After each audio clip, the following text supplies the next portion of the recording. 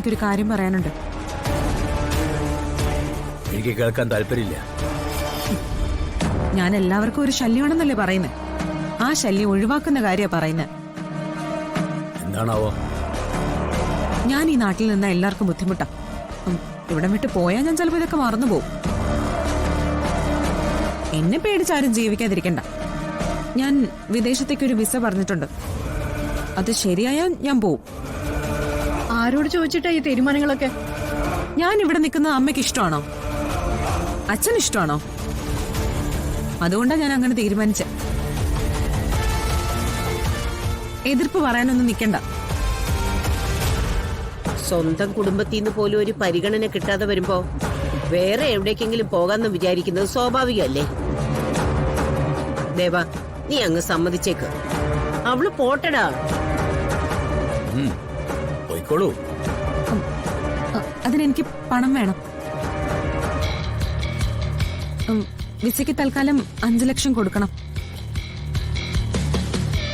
തൽക്കാലം ആ പണം അച്ഛൻ തരണം. എന്റെ അടുത്തൊന്നുമില്ല. എന്ന് പറഞ്ഞാൽ എങ്ങനെയാ? എന്റെ ആവശ്യങ്ങള് പിന്നെ ഞാൻ ആരോടാ പറയണ്ടേ? എന്റെ ആവശ്യങ്ങളും അനാവശ്യങ്ങളും അറിഞ്ഞു ചെയ്യുന്ന ഒരാൾ കൂടെ ഉണ്ടല്ലോ. എന്നെ കൊണ്ട് ഒരു മാർഗവും ഇല്ല. അല്ല, ഉണ്ടായിരുന്നെങ്കിൽ നിന്നോട് ചോദിക്കില്ലായിരുന്നല്ലോ.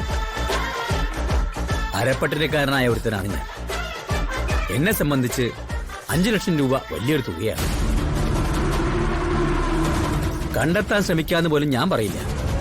എന്നെ കൊണ്ടത് നടക്കില്ല.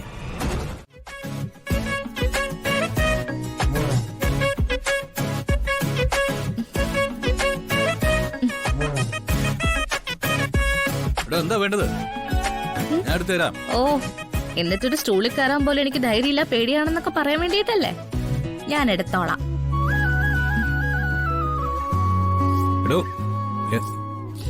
വെറുതെ റിസ്ക് എടുക്കണ്ട. ഞാനെന്നെ എടുത്തോക്കട്ടെ. എന്തായാലും അത് കൊള്ളാം. വീട്ടിൽ നിന്ന് 2 പേര് പുറത്തിറങ്ങി പോയി കഴിഞ്ഞാ ഇങ്ങനെ ഒരാൾക്ക് ചങ്കൂറ്റം വരൂ? ചുമ്മാ അത് തന്നെ പറഞ്ഞുകൊണ്ടിരിക്കാതെ. ഞാൻ പറഞ്ഞല്ലോ, എനിക്ക് മുത്തശ്ശിയോ പ്രിയങ്കയോ ഒരു പേടിയുമില്ല.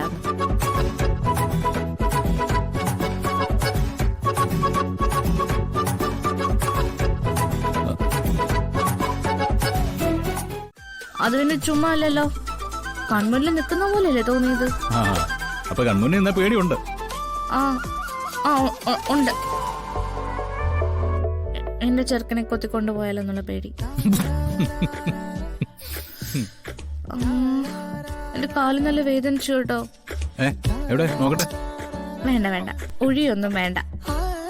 ഞാൻ ഒഴിഞ്ഞു തരാടോ. എവിടെ വേനെന്ന് പറ. ഈ വലത്തെ കാലിന്. എവിടെയാ ശരിക്കും വേദന? പാദത്തില്. അതെ, ഞാൻ ഇപ്പൊ ശരിയാക്കി തരാം. ചെറിയൊരു മസാജ് കഴിയുമ്പോ അത് അങ്ങ് ഓക്കെ ആയിക്കോളും.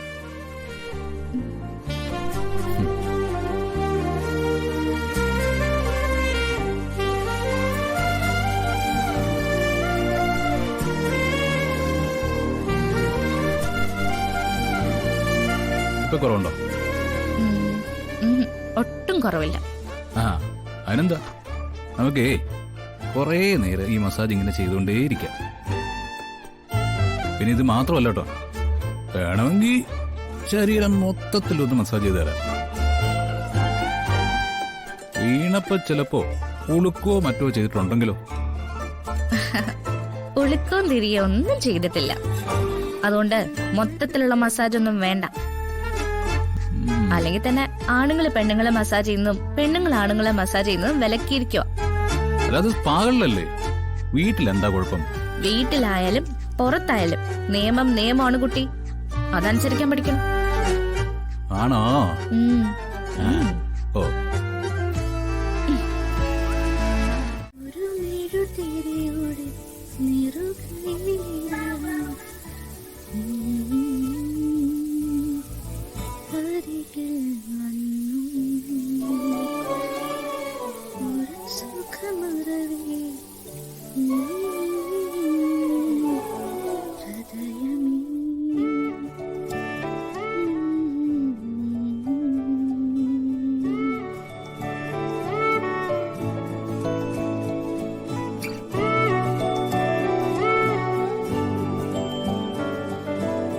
രാധികേ, താൻ ഈ റൂമിലുണ്ടോ?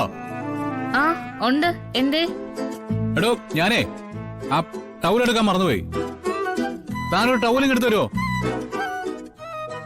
കുളിക്കാൻ പോകുമ്പോ ആരെങ്കിലും ടവൽ എടുക്കാതെ പോവോ? അതെന്തൊരു മറവിയാ? എടോ, പറ്റിപ്പോയി. ഒന്ന് പെട്ടെന്ന്.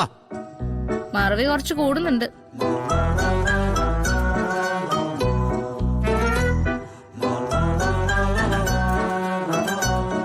വരുൺ, വിദേശത്ത് പോകാൻ വേറെ ആരോടെങ്കിലും പണം ചോദിക്കാനാണോ?